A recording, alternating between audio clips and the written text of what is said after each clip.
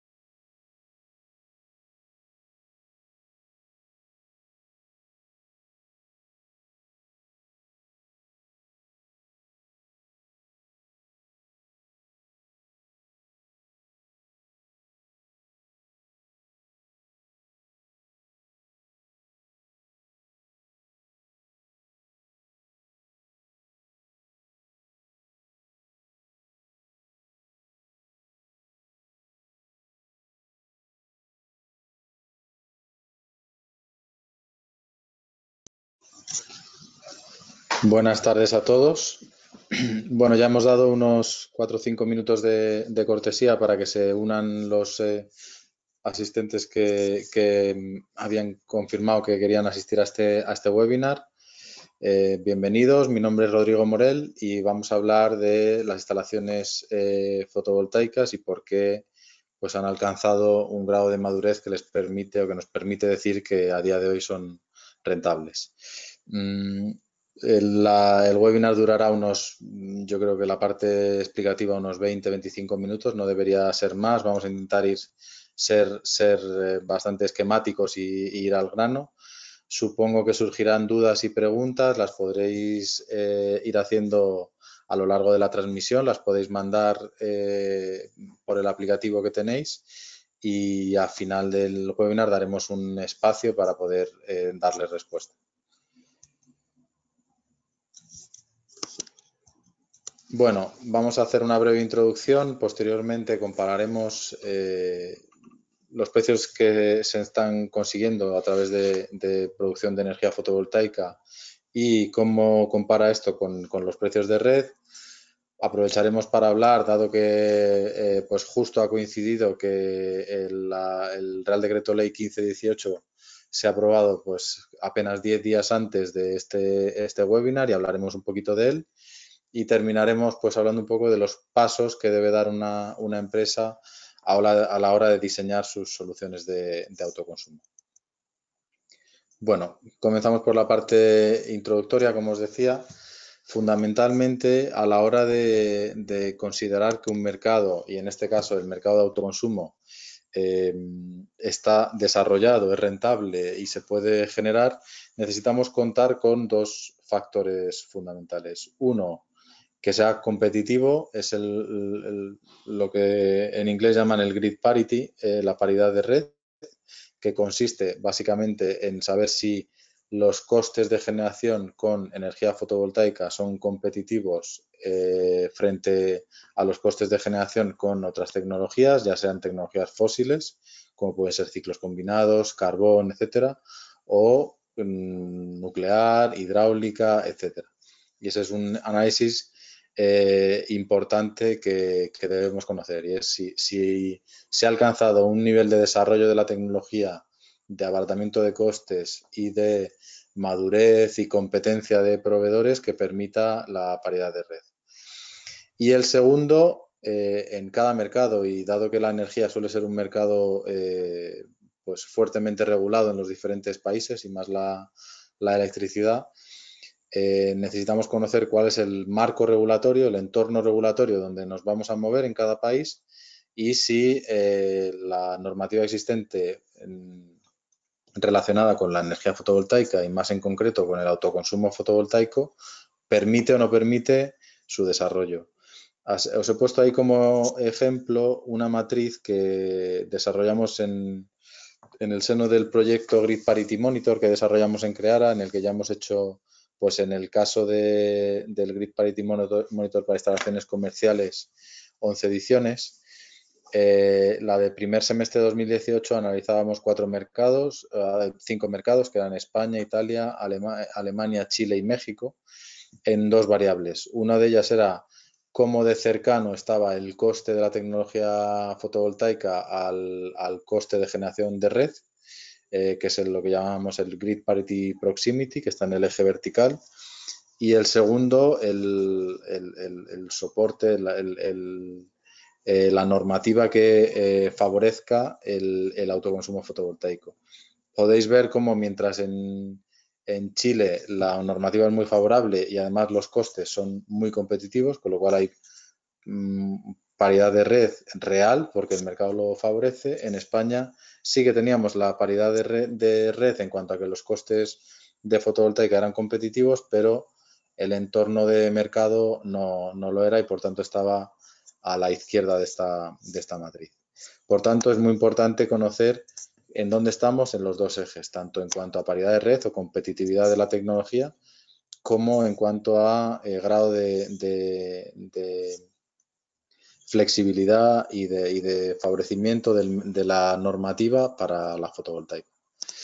Vamos a entrar un poco en detalle en el análisis de precios. Bueno, es una evidencia que en los últimos 10 años se han reducido enormemente los costes de las instalaciones fotovoltaicas. Esto se ha producido por diferentes efectos, como decíamos antes, fundamentalmente abaratamiento de sus componentes, fundamentalmente los paneles de silicio, mejora de los procesos productivos, mayor competencia entre pecistas, mayor mejoras en los procesos de compras de las diferentes empresas, etcétera. Ahí en la izquierda podéis ver una tabla del Grid Parity Monitor en el que analizábamos y ya a lo largo de 7 años la reducción anual de costes de energía producida con fotovoltaica en 5 localizaciones específicas de los 5 países que os comentaba anteriormente: Chile, México, España, Italia y Múnich. Ahí podemos ver una realidad muy clara, y es que en Europa los precios se han reducido menos que fuera de Europa, fundamentalmente por la normativa que impedía importar módulos de China por debajo de un precio marcado. Y por tanto pues hemos estado sufriendo, entre comillas, instalaciones algo más caras, ¿no? Pero vamos, nos quedamos con que la generación fotovoltaica ha reducido mucho sus costes. En el último punto del texto que tenéis a la derecha comentamos que según un banco de inversión, Lazard, la generación fotovoltaica ya es más barata que ciclos combinados y de gas y mucho más barata que otras tecnologías como la nuclear. Por tanto, es competitiva en costes. Y por otro lado, nos encontramos con que tenemos un mercado, en concreto en España, aunque en general es una tendencia bastante similar en el resto de mercados europeos, de un OMIE, un mercado eléctrico al alza, con precios actualmente en torno a 70 euros megavatio, con una tendencia de este año que ha estado en todo momento por encima de 45 o 50, y con unos fundamentales como es pues precios del crudo alto, mayores costes de los derechos de emisión, etcétera, que nos dan a entender que el entorno de precios va a ser alto probablemente en los próximos meses o incluso años, ¿no? Y mientras el coste de generación fotovoltaica, pues con los cálculos que se hacen para este tipo de análisis, que son amortizaciones a 20-25 años, estamos hablando de que está en torno a los 40 euros megavatio hora. Por lo tanto, esto nos lleva a decir que a día de hoy la inversión en autoconsumo fotovoltaico no solo es rentable, sino que puede ser una cobertura, una forma de que al menos una parte de mi consumo energético no dependa de la volatilidad de los precios, sino que yo la pueda fijar, lo pueda asegurar a unos costes bastante más competitivos. Independientemente de que luego la energía fotovoltaica tiene otros atributos que la hacen muy interesante, como puede ser pues el hecho de que es una energía limpia, etcétera, ¿no? Pero aquí lo que estamos hablando es que esto nos demuestra que puede ser no solo rentable, sino que además una buena cobertura frente a un mercado muy volátil, ¿no? Y luego, si entramos ya en el detalle de la estructura de la tarifa eléctrica en España, podemos ir un paso más allá. En el gráfico de la izquierda lo que hemos hecho es un ejemplo teórico, un caso teórico de cómo se distribuyen los costes de la tarifa eléctrica. Lo podéis ver en la barra de la izquierda, donde tendríamos fundamentalmente 4 componentes. La parte roja sería el término de energía, la parte azul es el término de potencia, la parte gris es el impuesto eléctrico y luego habría otros que puede ser el alquiler de equipos de medida, etcétera, ¿no?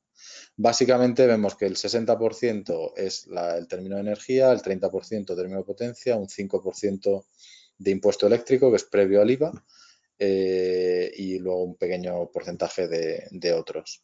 Bueno, pues ¿qué ocurre? Esto es lo que pagamos. Pagamos energía en base a lo que consumimos, pagamos potencia en base a la potencia que hemos contratado y sobre todo ello pagamos un impuesto eléctrico que es el 5,11%, porque así está definido el sector y el mercado.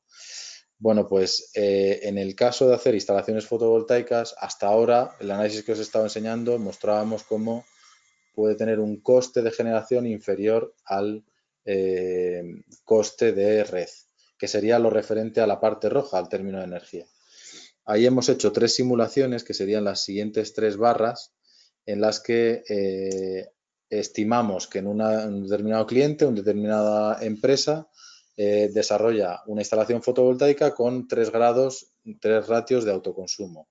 En el primer caso, que sería donde pone bajo, pues es un autoconsumo pequeño, de en torno al, pongamos, 10% de su consumo. En el segundo caso sería un caso medio, donde mediante una planta fotovoltaica cubre, pues ya estaríamos hablando de en torno a un 20% de su consumo.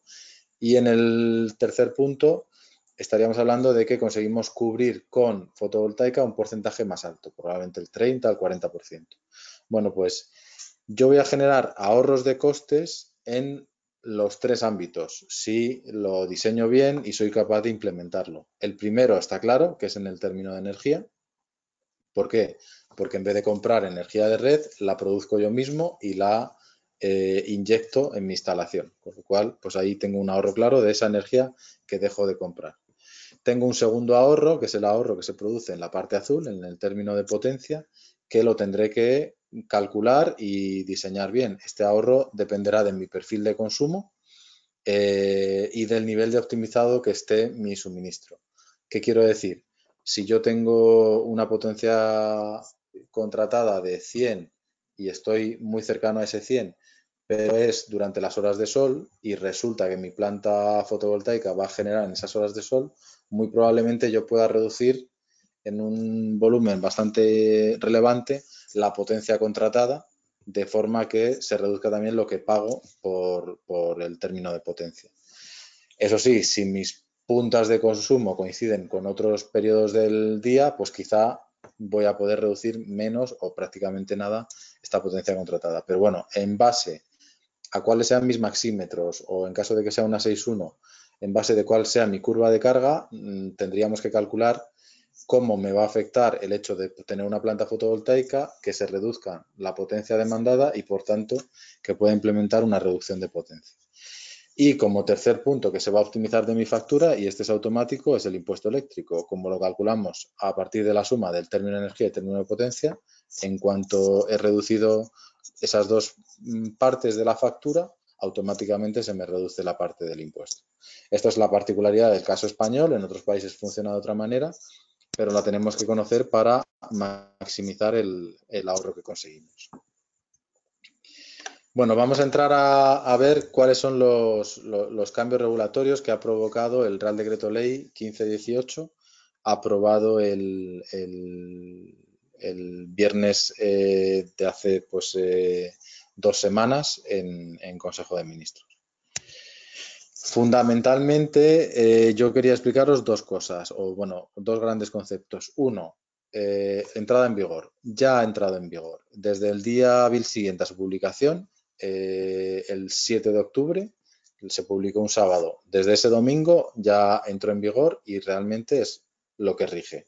A partir de ahí se fija un tiempo de un mes en el que debe estar ratificado por el Parlamento. Se va a hacer en menor plazo porque, de hecho, la sesión en la que se ratificará es mañana jueves, y a partir de ahí, si todo va bien, estará ratificado. ¿Vale? En principio parece que va a contar con una mayoría de apoyos, con lo cual pues contaremos con este Real Decreto como la normativa vigente para lo relacionado con autoconsumo fotovoltaico. Y la segunda cosa que os quería comentar es las mejoras, el resumen de mejoras que nosotros pensamos que ha traído este Real Decreto y que las hemos agrupado en 3 grandes mejoras. Lo primero, que a partir de ahora el autoconsumo estará libre de cargos, por tanto no va a suponer un coste, no va a tener un impuesto llamado el autoconsumo fotovoltaico. La segunda consideración es que se produce una simplificación muy relevante desde el punto de vista administrativo y técnico para la gran mayoría de instalaciones. Y el tercero es que se han eliminado algunas limitaciones artificiales que se habían ido incorporando en la regulación anterior y que hace que el autoconsumo sea bastante más sencillo, más potente y más realista, ¿no?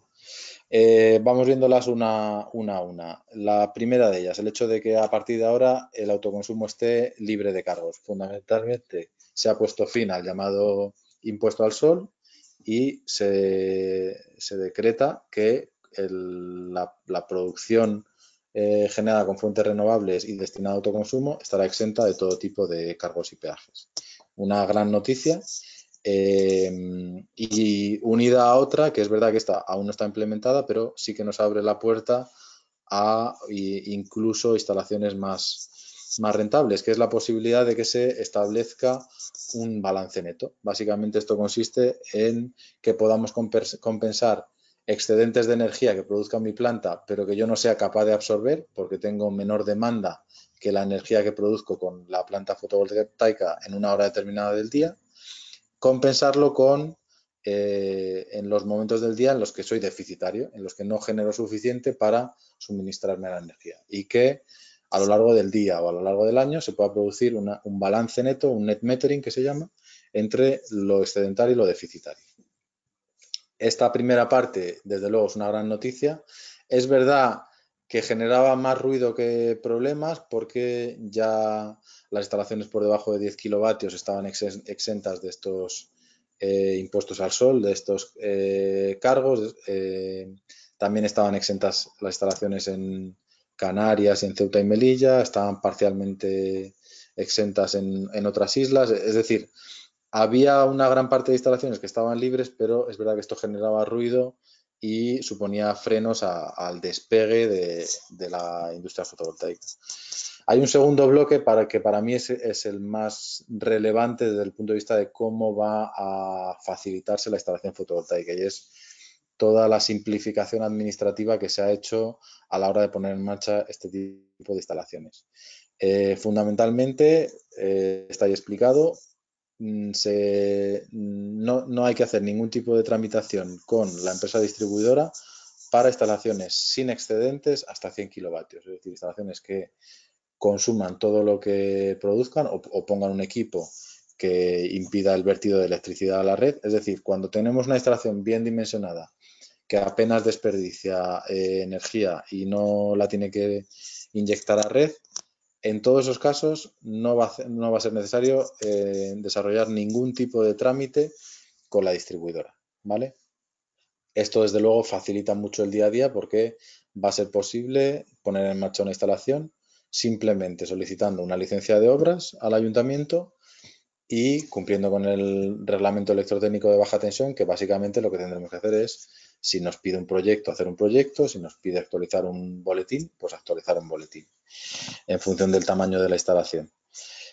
Tampoco se van a necesitar permisos, incluso en instalaciones que generen excedentes, que sean de autoconsumo con excedentes, hasta 15 kilovatios en determinadas zonas.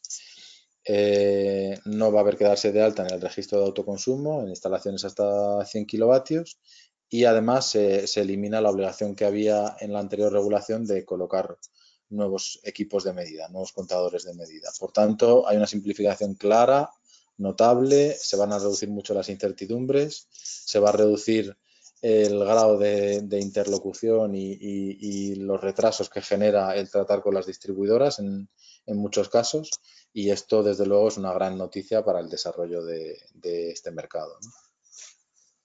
Y el tercer punto que queríamos destacar es que se han eliminado algunos límites que había al desarrollo del autoconsumo fotovoltaico, que básicamente eran artificiales, que estaban ahí para, de alguna forma, limitar su impacto, pero que realmente ponían trabas totalmente, desde nuestro punto de vista, innecesarias. La primera era el autoconsumo compartido. Se limitaba el autoconsumo compartido, con lo cual, para un mercado clave como son comunidades de propietarios, no tenía sentido el autoconsumo, porque salvo que unas y generes una economía de escala uniendo muchas viviendas, las instalaciones a dimensionar eran demasiado pequeñas. Por tanto, ahora sí que vuelve a tener sentido instalaciones fotovoltaicas en multiclientes, digamos, ¿no? Al eliminarse esta limitación. Y la segunda, también bastante relevante, es que se ha eliminado el límite de potencia contratada. La anterior regulación fijaba que como máximo tú podías poner como potencia fotovoltaica la potencia que tienes contratada. Por poner un ejemplo, si yo tengo 5 kilovatios contratados, no podía poner una instalación fotovoltaica superior a 5 kilovatios. Pero si lo pensamos, esta limitación realmente lo que genera es instalaciones que cubren un porcentaje de autoconsumo muy pequeño. ¿Por qué? Porque aunque yo instale 5 kilovatios fotovoltaicos, en la hora de mayor irradiación de todo el año, la eficiencia es del 75%, y esto solo ocurre unas pocas horas al año en los meses de mayor insolación, ¿no? Por tanto, durante muchas horas al año estoy con una producción fotovoltaica muy inferior a ese 75%. Si yo, por ejemplo, pongamos que tengo una curva de carga de 5 kilovatios base a todas las horas del día, probablemente ni aunque pusiese 15 kilovatios estaría cubriendo un porcentaje alto de mi consumo, porque durante muchas horas voy a estar por debajo de esa producción. Por tanto, el haber eliminado este límite de que las instalaciones sean inferiores a la potencia contratada va a suponer un cambio también importante en cuanto a instalaciones que puedan ser de mayor dimensión. Estos 3 bloques de cambios son los que nos van a dar un entorno regulatorio, desde luego, mucho más atractivo. Hablando un poco de manera de resumen de los efectos que va a tener este Real Decreto en el autoconsumo fotovoltaico, pues ahí lo hemos resumido en 4 puntos. A partir de ahora, el autoconsumo fotovoltaico va a ser más sencillo. Si no supero los 100 kilovatios sin excedentes, basta con 2 trámites para poder poner en marcha una instalación. Van a ser instalaciones más grandes y, por tanto, que cubran un porcentaje mayor del consumo de una instalación, porque se eliminan estos límites que comentábamos. Va a ser más barato porque se reducen elementos, como hemos dicho, por ejemplo, los propios contadores, y se reducen muchos trámites que al final pues tenían un coste en tiempo y en equipo destinado a desarrollar ese tipo de trámites. Y va a ser más rápido porque los plazos de ejecución se reducen drásticamente. Y hay un problema añadido, y es la incertidumbre que teníamos al tratar con una distribuidora que se tomaba unos plazos en ocasiones muy largos para contestar, ¿no? Por tanto, estos 4 claves: autoconsumo más sencillo, más grande, más barato y más rápido. Desde luego, para nuestro punto de vista, el Real Decreto ha dado en el clavo y va a desarrollar un mercado mucho más atractivo para todos. Y bueno, por último, queríamos hablar, y por no alargarlo más, aunque entiendo que tendréis preguntas, pero no nos gusta que estos webinars superen un tiempo prudencial para manteneros medianamente atentos, qué pasos podemos dar como empresa a la hora de diseñar un sistema fotovoltaico y para tener el mayor éxito posible a la hora de diseñarlo, ¿no? Esta es la metodología con la que nosotros trabajamos. Efectivamente, habrá otras soluciones en el mercado, pero básicamente os la explico porque yo creo que tiene sentido y en general nos permite diseñar instalaciones adecuadas para lo que necesitamos, que maximicen el objetivo que pretendemos alcanzar y que además sean posibles porque hayamos optado por la solución contractual idónea, ¿no? Lo primero de todo se trata en conocer con qué inputs voy a trabajar, y para eso necesitamos saber en una determinada instalación cuál va a ser la superficie disponible para poner la instalación fotovoltaica, cuáles van a ser las curvas de consumo y potencia demandada. En caso de que no tengamos curvas de demanda, por lo menos conocer cuáles son sus maxímetros y a qué hora se producen, y con este análisis pues poder tener una idea de cuál será la instalación a plantear. Os he puesto un ejemplo, en este caso es una industria intensiva en energía, donde veis que tiene una curva de potencia en la que más del 88% del tiempo está demandando más de 1.500 kilovatios de potencia. Bueno, pues aquí obviamente yo sé que por curva le podemos proponer una instalación pues muy grande, ¿no? Tener este tipo de información nos da ya mucha idea de hacia dónde tenemos que dirigirnos. Bueno, el segundo paso es, una vez que tenemos todos estos inputs y los hemos analizado bien, trabajar en el diseño de la instalación, y en el diseño pues ahí trabajaremos en generar escenarios para ver cuál es el tamaño óptimo en función de lo que queramos conseguir. Hay veces que nuestro objetivo va a ser poner la instalación que más energía nos genere, aunque tarde un poco más de tiempo en amortizarla. En otras ocasiones buscaremos el óptimo de la instalación más eficiente, es decir, la que tarda menos tiempo en amortizar por la energía que genero. Ahí veis un gráfico donde estoy cruzando 2 curvas. Por un lado, la línea roja de generación fotovoltaica: cuanto más grande es la planta, más genero. Y por otro lado, la curva negra de aprovechamiento, es decir, cuánto de la energía fotovoltaica voy a absorber en mi instalación. Y obviamente con una instalación muy grande ya dejo de absorber. dejo de absorberla y o bien la vendo y por tanto tengo que poner una instalación con excedentes, que es un poco más complejo de tramitar, o bien pongo un dispositivo antivertido y estoy desaprovechando esa energía. Bueno, pues en función de cada cliente, el óptimo estará en un punto o en otro, también dependerá de la inversión que pueda cometer. En todo esto también tendremos en cuenta otros criterios, como cómo puedo orientar los paneles, si los puedo poner inclinados o es una zona en la que me interesa más optimizar el espacio y me interesa que estén planos, etcétera, ¿no? Tener en cuenta todos los condicionantes del diseño para plantear la instalación óptima. El tercer paso es hacer un cálculo lo más aproximado posible a la realidad de cuáles van a ser los resultados económicos de esta operación en cuanto a cuánta energía vamos a ahorrar, por tanto, cuánto va a reducirse nuestro consumo y, por tanto, qué me aporta en cuanto a amortización de la inversión, cuál es el retorno simple, cuál es la TIR del proyecto. Aquí hemos puesto un ejemplo de una instalación que está en una comunidad autónoma donde en este momento hay subvenciones al autoconsumo con fotovoltaica, pues las tenemos en cuenta y calculamos si la empresa se puede beneficiar de estas subvenciones y en ese caso cuáles serían los resultados económicos, ¿no? Y el cuarto paso es hacer un buen planteamiento en cuanto a alternativas de contratación y de financiación, que tiene que ver también con quién va a ser el propietario de la planta, cómo se amortizan. Desde una alternativa llave en mano, donde el cliente compre la planta, es suya desde el momento inicial y bueno, pues la amortiza como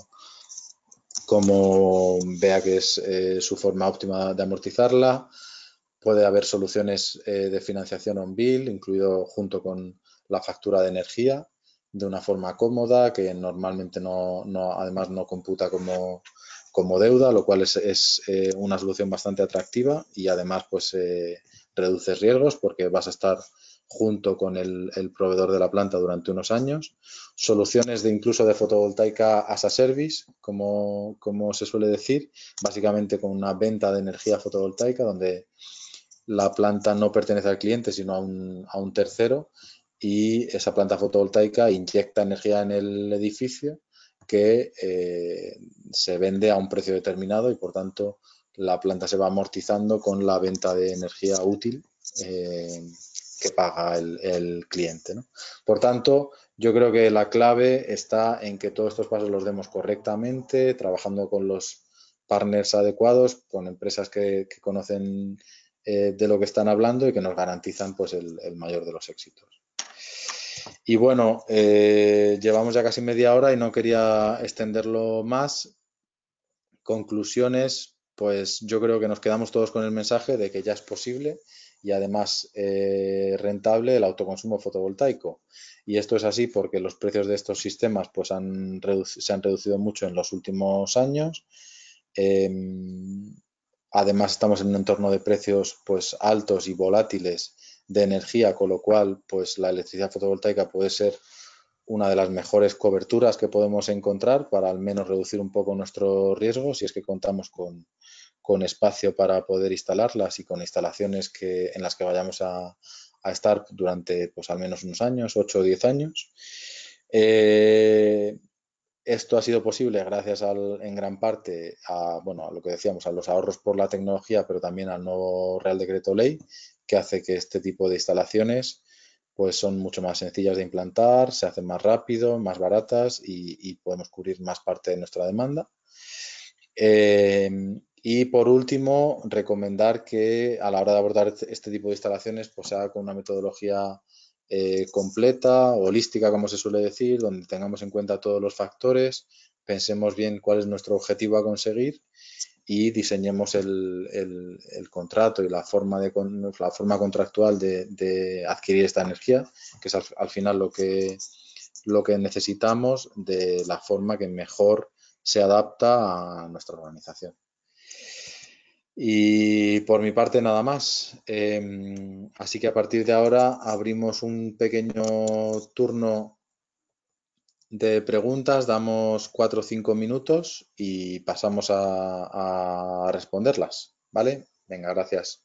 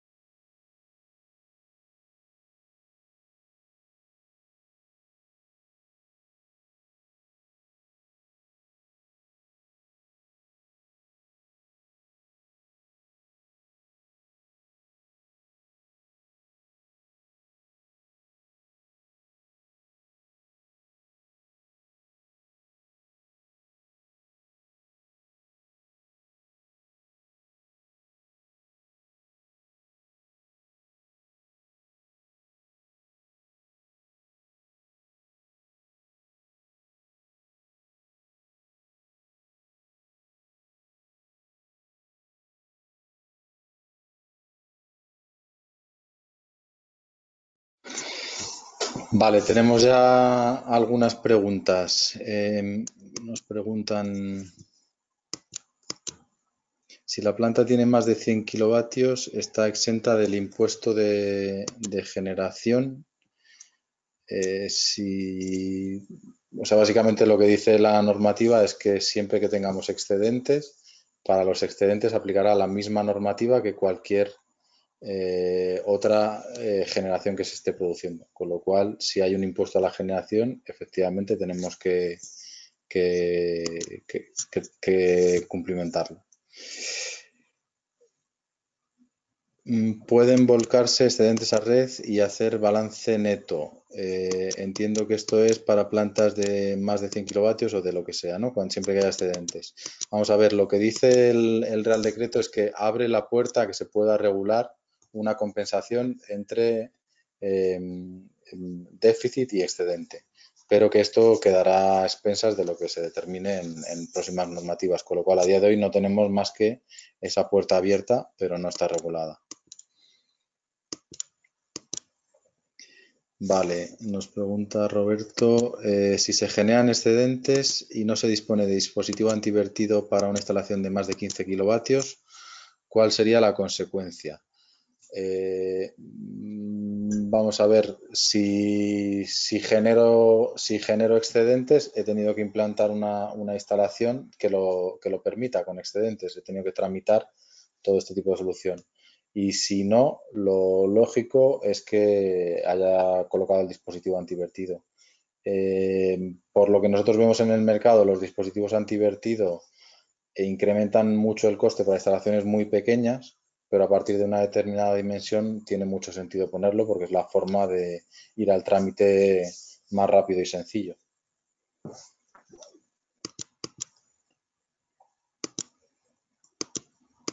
Vale, vuelven a preguntarnos por el balance neto, pero ya os digo que de esto por ahora no tenemos claro cómo va a quedar.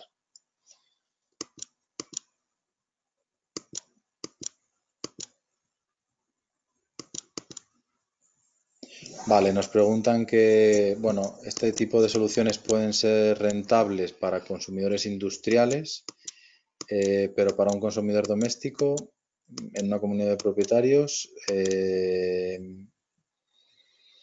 bueno, sí que tiene sentido si estamos agregando. Es verdad que el problema que tenemos con los usuarios domésticos es que nuestra curva de consumo no se produce cuando hay más sol, pero sí que podemos llegar a cubrir una base de consumo que tengamos gracias a la fotovoltaica y de una manera rentable.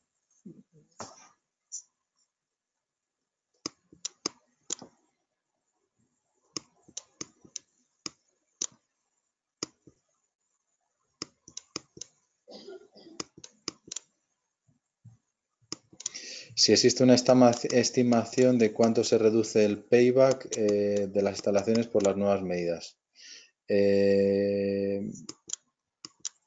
Bueno, en costes yo diría que depende del tamaño, pero sí que solo la parte de eliminar un contador y unas menores tramitaciones, pues podríamos estar hablando de a lo mejor un 3-5% de ahorro.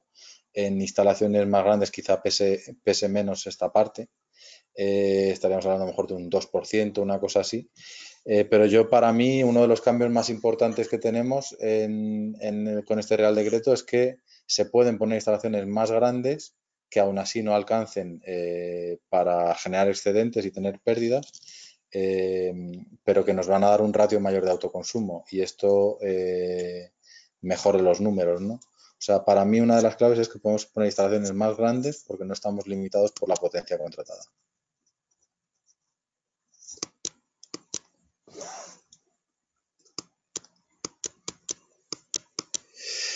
Vale, nos pregunta respecto al diseño óptimo, ¿qué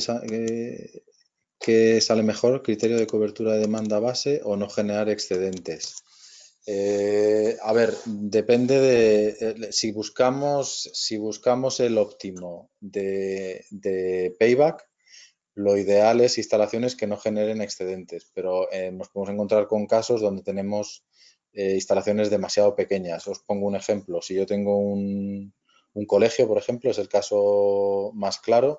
un colegio al final abre un poco más de 200 días al año y tengo 160 días donde apenas tengo consumo. Si quiero no desperdiciar nada, tengo que poner una instalación muy pequeña, porque los sábados y los domingos sale el sol, en verano sale el sol, etcétera, ¿no?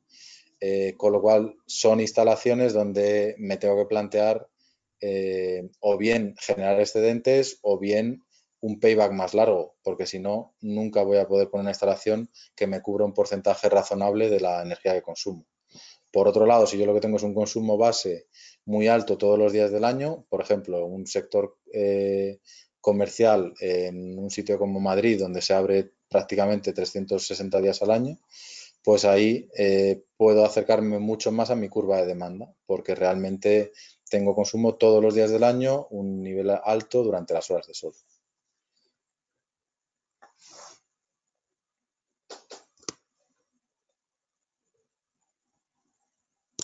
Bueno, pues yo creo que no hay más preguntas por el momento.